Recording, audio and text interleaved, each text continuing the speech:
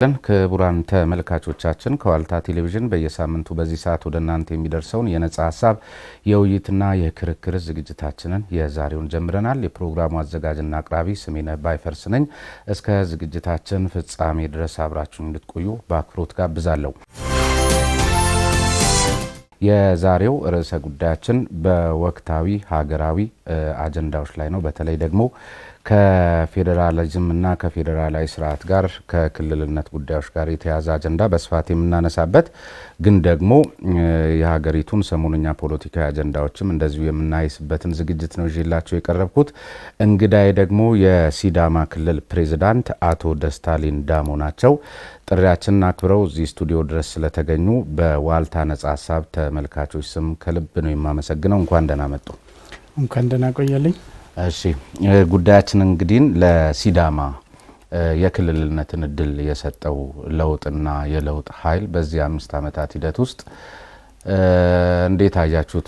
ብዙ ጊዜ እንግዲህ ፖለቲካውም ምኑም ለውጡ ልክ እንደመጣ ወዲያው ወደ ሰሜን ዞሮ ብዙ እይታ ውስጥም ያሉት ወሬውም ወደዛ ነውና እንዴት ገመገሙት ያለፉትን 5 ዓመታት? በቅድሚያ በዚህ ሁኔታ ጋብዘኸኝ ለመወያየት በማብቃት ሳላመሰግን አላልፍም። በመቀጠል ለሲዳማ ክልልነት መብት የሰጠው ህገ መንግስቱ ነው። ህገ መንግስቱ አሁን የተፈጠረ ሳይሆን 87 ላይ የጸደቀ በአንቀጾች ውስጥ እነዚህ አይነት መብቶችን ያስቀመጠ የኢትዮጵያ ብሔሮች ብሔረሰቦች ይህንን ተወያይቶበት አምነውበት ያጸደቁት ቃል ኪዳንና የህጎች ሁሉ በላይ ህግ ነው። ችግር ነው የነበረው ህገ መንግስትን ተከትሎ ያለ መተግበር፣ አንዳንድም የአምባገነንነትና ህገ መንግስትን በቡድኖች በግለሰቦችና በፖለቲካ ፍላጎት አቅጣጫ የመውሰድ አዝማሚያዎች በመኖሩ ሲዳማ ክልል ሳይሆን ቆይተዋል።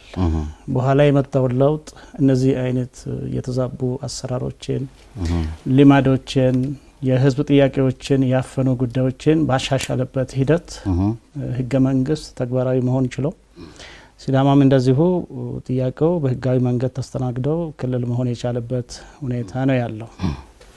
ስለዚህ በአጠቃላይ የለውጡ ስርዓት ለሀገራችን ለተከማመሩ ችግሮች መፍትሄ ሰጥተዋል ብዬ ነው የሚያስበው። ከሲዳማ አኳያ ነው ወይስ ህገ መንግስቱ የሰጠውን ስልጣን በትክክል እርሶ እንዳሉት 87 ላይ የጸደቀ ህገ መንግስት ነው።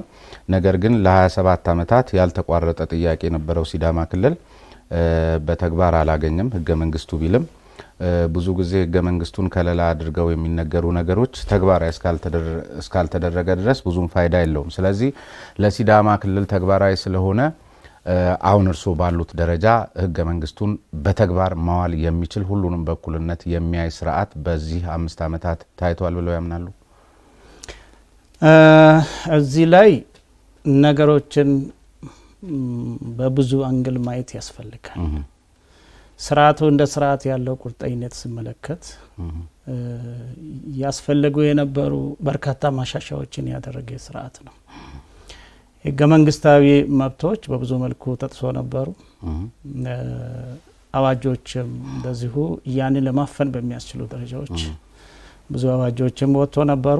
እነዛን አዋጆች በመሻር የፖለቲካ አውድ በማስፋት እስረኞችን በምህረት የተፈረጁ በሽብርተኝነት ወዘተ የተፈረጁ ፖለቲከኞችን በነጻነት የሚንቀሳቀሱበት ዜጎች በነጻነት በሀገራቸው የሚንቀሳቀሱበት ሁኔታ እየፈቀደ ብዙ ዘለግ ያሉ ምርጫ ቦርድን የምርጫ አስፈጻሚ ተቋማትን ዲሞክራሲያዊ ተቋማትን መልሶ በማደራጀትና የፖለቲካውን አውድ በማስፋት ፖለቲካ ስንል አንዱ ፒላሩ ህገ መንግስትና ህግ ነውና ህግና ህገ መንግስት ላይ የተቀመጡ አውዶች በአግባቡ ስራ ላይ እንዲውሉ ለማድረግ ብዙ ርቀት የሄደ ለውጥ ነው ብዬ አምናለሁ። ነገር ግን አንዳንድ ጉዳዮች ደግሞ በዛ መልኩ ቢፈጸሙ እኛም ኢቨን እያጋጠሙን ያሉ ተጨባጭ ተግዳሮቶች ስላሉ በዛ ደረጃ ቆም ብለው መመካከርን የሚፈልጉ ውይይት፣ ንግግር በህግ እንኳን ክፍት ቢሆኑ ቢተገበሩ ግን በተግባር የሚፈለግ አይነት ውጤት ለማምጣት ችግር የሚሆኑ አይነት ሁኔታዎች ሲያጋጥሙ ህገ መንግስት ነውና ብሎ ብቻ ማለት ውጤቱ ምናልባትም ከተጠበቀውና ከተገመተውም በተቃራኒ ሊሆን ስለሚችል ጊዜ ወስደው መክሮበት ውይይት አድርገው የሚበጀው ላይ መስማማት ደግሞ እንደ ፖለቲካ ደግሞ ለተጨባጭ ችግሮችና አንዳንድ ጉዳዮች መፍትሄ መፈለጊያ መንገድ ስለሆነ ፖለቲካዊ መፍትሄን መፈለግ እንደ አንድ ሀሳብ በመሃሉ ሊመጣ ይችላል። እነዚህ ጉዳዮች በውይይት እየጠሩ የሚሄዱ ቢሆኑም ህገ መንግስትን ግን የመጣስ ፍላጎት አለው ብዬ አላስብም። አሁንም ቢሆን ያለፈው ከለውጡ አስቀድሞ የነበረው የ27 ዓመቱ ስርዓት አሁን እርሱ የሚሉት ችግርን እንዳይገጥማችሁ አስቦላችሁ ቢሆንስ ለምን ታዲያ በአምባገነንነት ብቻ ፈረጃችሁት? በአምባገነንነት ብቻ እኛ አልፈረጅ ነው። እኛ ከኛ አንጻር ህገ መንግስት ላይ የተቀመጠ መብት ነው ተግባራዊ የሆነው ነው ያልነው እንጂ እኮ ህገ መንግስቱ ላይ የተቀመጠውን መብታችሁን ተግባራዊ ያላደረገው አሁን እርሱ ለሌሎቹ ምክክርን ይጠይቃል ያሉትን ነገር ለእናንተም አስፈልጎ አስቦላችሁ ቢሆንስ? ሊሆን ይችላል። በሱ ላይ ኮኔ ክርክር የለኝም።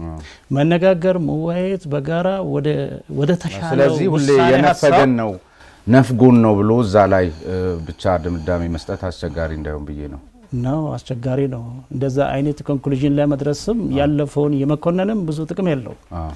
ያለፈው ያጎደላቸው ነገሮች ካሉ አሁኑ ሞልቶን አስተካክለው ወደፊት ማስቀጠል ነው እንጂ የኔ ትኩረት ባለፈው ላይ አይደለም። እሺ፣ በጥቅሉ ክልል መሆን ምንድነው ጥቅሙ? አሁን እናንተ በተጨባጭ እንግዲህ በዚህ ስርዓት ውስጥ ወይም ደግሞ ለብዙ አመታት ከነበሩ 9 የፌዴሬሽኑ ክልሎች በተጨማሪነት እንደ አዲስ ክልል የመጀመሪያዎቹ ናችሁና ክልል የመሆንን ጥቅምና ጉዳት መቼም ቀዳሚ መረጃ ሊኖራችሁ የሚችለው እናንተ ስለሆናችሁ ምን ይጠቅማል፣ ምን ይጎዳል?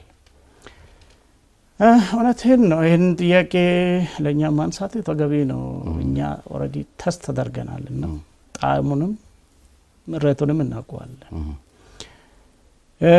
ክልል መሆን ለምን ያስፈልጋል በሚለው ብንነሳና እንደዚሁም በሂደቱ ምን ያጋጥማሉ እንደ ተግዳሮት የሚያጋጥሙ ነገሮችን ብንዳስስ ነው የሚሻለው። ክልል ለመሆን በመሰረታዊነት ያው ፖለቲካዊ ይዘት ያለው ፍላጎት ቢሆንም የመልካም አስተዳደር ሹም አለው። ከዚህ አንጻር ለሲዳሞም በደንብ ይሰራል ብዬ ባላስብም ክልል አገልግሎት የሚገኝበት አንዱ አደረጃጀት ነው። እንግዲህ አገልግሎት ለመስጠት የክልል መዋቅር የሚቀመጥበት ማዕከል አለው። ከማዕከሉ ተነስቶ ወደ ክልል ውስጥ ወደ ያሉ ህዝቦች የመድረስ እንደዚሁም ከተለያየ አካባቢ ዞኖች፣ ወረዳዎች ወዘተ ያለው ማህበረሰብ ደግሞ ከክልል የሚፈልገውን አገልግሎት ለማግኘት ወደ ማዕከል የሚመላለስ ጉዳዮች በብዙ አካባቢዎች ላይ ክልል አሁን ቀደም ብለው የነበሩ የክልል አደረጃጀቶችን እንደገና መፈተሽ እንዳለባቸው የሚያሳስቡ ናቸው። ስለዚህ አንዱ የደቡብ ክልል የወሰድን እንደሆነ በዚህ መልኩ በደንብ መከለስ መፈተሽ ያለበት ክልል አይነት ወይም ክልል አደረጃጀት ነው ብዬ አስባለሁ። ለምንድን ነው እኔን የምልበት? ለምሳሌ ከምዕራቡ ጫፍ አገልግሎት ፈልጎ ወደ ክልሉ ማዕከል ሀዋሳ የሚመጣው አቆራርጦባቸው የሚመጣውን ርቀት ግምት ውስጥ ብናስገባ ጉዳይ ቢኖረውና አንድ ግለሰብ ይሄ ሁሉ ለመመላለስ ከፍተኛ ወጪ፣ ከፍተኛ ጊዜ እንግልቶችን ስለሚያጋጥመው ተመሳሳይ አገልግሎት ለማግኘት በቅርበት ያንን ፈጽሞ የሚመለስበት አደረጃጀት ቢፈጠርለት የበለጠ ይሻላል ብዬ ስለሚያስብ ነው። በዚህ ሁኔታ ለሚታዩ አካባቢዎች ክልል መሆን ያለውን ክልል ወደ አቅራቢያ የመውሰዱ ጉዳይ የመልካም አስተዳደርም እድገትንም የሚያፋጥን የሚያሳልጥ አገልግሎት አሰጣጥ ስለሚያቀርብ ጥሩ ነው ብዬ ወስዳለሁ። የሲዳማ ምክንያት ስንመጣ ሲዳማ ያን ያህል የርቀት ጥያቄ አይደለም። የሲዳማ ፍላጎት የነበረው ክልል አንደኛ ፖለቲካዊ ምክንያት ነው ብሎ መነሳት ይቻላል። የሲዳማ ፖለቲካዊ ምክንያቱ ምንድን ነው? ሲዳማ ባለፈበት ረዘም ላለ ጊዜ ያለፈበት የፖለቲካ ስርዓቱ የሰጠው ያጎናጸፈው ልምድ አለ። እንውሰድና ከኃይለ ሥላሴ ዘመነ መንግስትም ቢሆን ጠቅላይ ግዛት አደረጃጀት ነበረ።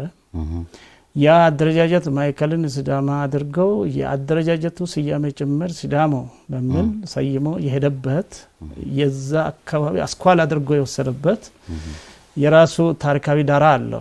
ምክንያቱም ወደዛ አይነት አደረጃጀት ከመመጣቱ በፊት ሲዳማ በአካባቢው በራሱ ተደራጅቶ የራሱ አደረጃጀትና አሰራር መንግስትነት መልክ የነበረው የግንኙነት ስርዓት ስለነበረ ያንን ወስዶ ሌሎቹንም አሰባስቦ በሄደበት ሂደት ውስጥ ፖለቲካዊ ቪዚቢሊቲ ነበረው። የደርግ ስርዓትንም የወሰድን ከሆነ ያንን አደረጃጀት ሲዳማን እንደ አንድ ማዕከል አድርገው ሲዳማ የሚለውንም ስያሜ አጉልቶ የሄደበት የፖለቲካ ገጽታ አለ። ሲዳሞ ክፍለ ሀገር ወዘተ በማለት ነበረ ቀጠናው የሚሰየመው። በኋላ ላይ የመጣው የኢህአዴግ አደረጃጀት ስንመጣ የደቡብ ብሔሮች ብሔረሰቦችና ህዝቦች ክልላዊ መንግስት ብሎ ስለው ሲዳማ ተዘለለ ወይም ተረሳ እንደ አይነት ነው ፖለቲካዊ ምክንያቱ።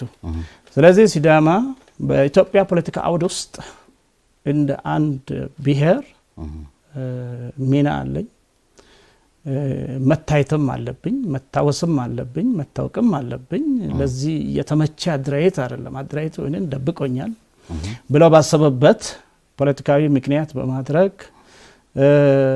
በቂ ተሳትፎም እንዲኖረው ያንን ለመደራደር ለመገዳደር በሚያስችለው መልኩ አደረጃጀት ፈለገ። ስለዚህ የሲዳማ የአደረጃጀት ዋናው ሞቶ ፍላጎቱ ፖለቲካዊ ነው ብሎ ፖለቲካዊ ግን መገለጫው ምንድነው? እዛ ውስጥ የሚመጣው ኢኮኖሚያዊ ፋይዳም አለው። ፖለቲካዊ ብቻ አይሆንም። ፖለቲካዊ መብት ካገኘ፣ የመወሰን መብት ካገኘ፣ የማቀድ የመፈጸም ለዛ የሚመች ህግ የማውጣት ወዘተ በየአካባቢው ያለውን ህጋዊ መብት ካገኘህ ክልሉና የክልሉን አቅም በዚህ ደረጃ ቃኝተህ በሚጠቅመው መልኩና እድገትን በሚያፋጥን መልኩ የመውሰድም የተሻለ እድል የሚሰጥ በመሆኑ ፖለቲካዊም ኢኮኖሚያዊም ነው። ግን ዋናው ምክንያት ፖለቲካዊ ነው ብለን ነው እኛ የምንወስደው። ፖለቲካዊም በኢትዮጵያ ፖለቲካ ውስጥ የመታወቅ ፍላጎት አለው። እስቲ ይህንን ለማብራራት መታወቅ፣ መጉላት፣ መደበቃችሁና መውጣታችሁ የገጽታ ጉዳይ ነው። ሲዳሞ ክፍለ ሀገር፣ ሲዳማ ወዘተርፈ። ፖለቲካዊ መገዳደር ደግሞ መገለጫው ብዙ ነው። መሰባሰብን በሚፈቅድ ወይም በሚያበረታታ ህገ መንግስታዊ ስርዓት ላይ እናንተ አሁን የምትሉትን ጎልተን መውጣት መገዳደር የምትሉትን በተጨባጭ አግኝታችሁታል? ከገጽታ ባሻገር የመጀመሪያው ነገር መገዳደር የምለውን እኔ ብዙም አላምንበትም። መገዳደር የራሱ ትርጉሙ መፋተግን ስለሚያስከትል ማለት ነው። መገዳደር ሳይሆን የኢትዮጵያ ፖለቲካ አውድ አሁን ያለው መተባበር እና መደራደር ነው። ኢትዮጵያ ውስጥ መገዳደር እኔ እያልኩ ያለሁት በዚህ በኔጌቲቭ ትርጉሙ ሳይሆን መገዳደር ማለት በእኩል ቁመና ላይ ያገባኛል ባይነታችሁ ተሳትፏችሁ የመወሰን አቅም ማለት ነው። የመወሰን አቅምና መገዳደር ስለሚለያይ ነው። መገዳደር አሁን እየሆነ ካለው እውነታ ተነስተህ ነው የምታነሳውና ያ ቻሌንጅ የማድረግ መሆን ያለበትም ጭምር መሆን የለበትም ብሎ የመገደብ የመዝጋት ወዘተ ኔጌቲቭሊ የመቆም ዝንባሌ ስላለው ነው። የኢትዮጵያ ፖለቲካ ብዬ ስል ደግሞ አሁን እየሆነ ያለው ሳይሆን እንዲሆን የሚፈለገው የብልጽግና መራሹ እንደ ፓርቲ ያለው አስተሳሰብና አሁን መንግስት የሚመራውን ፓርቲ ስለሆነ የመንግስት አስተሳሰብን ተደርጎ እየተሰራ ያለው የመገዳደር ሳይሆን የመፎካከር አለ፣ መተባበር አለ። መተባበርና መፎካከር በሚዛኑ የሚመጣው ደግሞ በመደራደርና ኢንክሉሲቭ በሆነ አካሄድና አካሄድ ነው። በዚህ ሁኔታ ነው እኛ የምንሄደውና እኛ ከፌደራል መንግስት ጋር በተቀመጡ በህግ መርሆችና መሰረት ሀሳቦች ጋር ነው መሰረት አድርገን የምንገናኘው። ከክልሎች ጋር የምንገናኘውም ክልል ለክልል ያለው የመንግስት ግንኙነት አግባብ የተቀመጠ ማዕቀፍ አለው። ከዛ ያለፈ ታሪካዊ ዳራ አለው። ከክልሎች ጋር የሚኖረን መስተጋብር የሚሰጠን ጥቅምም አለው። እነዚህ ጥቅሞችን ታሳቢ ባደረገ ከክልሎች ጋር ያለን ግንኙነት ለኛም ለሌሎች ክልሎችም ከሚያስገኘው ፋይዳ አንጻር ነው ግንኙነታችን የሚወሰነውና በአጠቃላይ የመገዳደር ሀሳብ ሳይሆን የመተባበርና አብሮ የመወሰን አቅምን የወሰድክ እንደሆነ ግን ወደ አመጣው አውድ ልምጣን ነው። በደቡብ ካልከው ደቡብ የሚለው ማንነት ሌላ ነው። እኔ እያወራ ያለሁት በሲዳማዊ ማንነት ነው። ሲዳማ እንደ ሲዳማ በኢትዮጵያ ውስጥ አሁን የመወሰንም ይሁን የማድረግ አቅሙን የወሰድን እንደሆነ ከትናንቱ በጣም የተሻለ ነው። ይህንን በብዙ መልኮች አይተናል። ለምሳሌ አንደኛ የገጽታ ያልከውም የገጽታ እድል የሚገኘው በራሱ በአደረጃጀት ነው። እሱን ነጥብ እንዳጠለ ምክንያቱም ሲዳማ ዛሬ ላይ በኢትዮጵያ ፖለቲካ ውስጥ ያለው የተሰማነትም የመሰማትም አንተ እንኳን በዚህ መድረክ እኔን ጠርተኝ በዚህ ደረጃ ማወያየት ይወሰርን እንደሆነ አሁን ባለው አደረጃጀት እሱን ተከትለና ሲዳማ አሁን ባሳየበት እንቅስቃሴና በታየበት ልክ ያገኛት ቴንሽን ነው እንጂ ድሮ ደቡብ ውስጥ በነበረበት ጊዜ ሲዳማ ተብሎ ተፈልፍሎ ሲዳማ እኮ ያንም ዞን ነበር። ዞን አስተዳዳሪም አለው ህዝብም አለ። በዛ ደረጃ ቦታና ጊዜ ጆሮ አግኝቶ ተደምጠዋል ወይ ብለን ብንወስድ አላምንም ተደምጠዋል ብዬ እኔ ራሴ ፊቼ ጨምበላላ በዓልን እንኳን አደረሳችሁ ብዬ ለኢትዮጵያውያን በኢትዮጵያ ቴሌኮም ስርዓት ለማሳወጅ ፈልጌ የተከለከልኩ የዞኑ አስተዳዳሪ ነኝ። በማግስቱ በ2013 ላይ ሲዳማ ክልል ከሆነ በኋላ የመጣ ፊቼ ጨምበላላ የኢትዮጵያ ቴሌኮም ከኔ ጋር ያንን አድርጎታል። ምን ማለት ነው ይሄ ብለህ ከወሰድከው ገጽታ ጉዳይ ብቻ ብለን ሳይሆን ገጽታ ጉዳይ በራሱ ሊመጣ የሚችለው አንዳንዴ አደረጃጀቱም መሰረት በማድረግ ነው። የሀገራዊ ሪሶርስ ነውና ሀገራዊ ሪሶርስ ትሪት የሚያደርግበት የራሱ ርቀት አለ። እዛ ርቀት ደረጃ ስትደርስ ትሪት ትደረጋለህ። ከርቀቱ በታች ከራክ ተደብቀህ ትቀራለህ። እነዚህ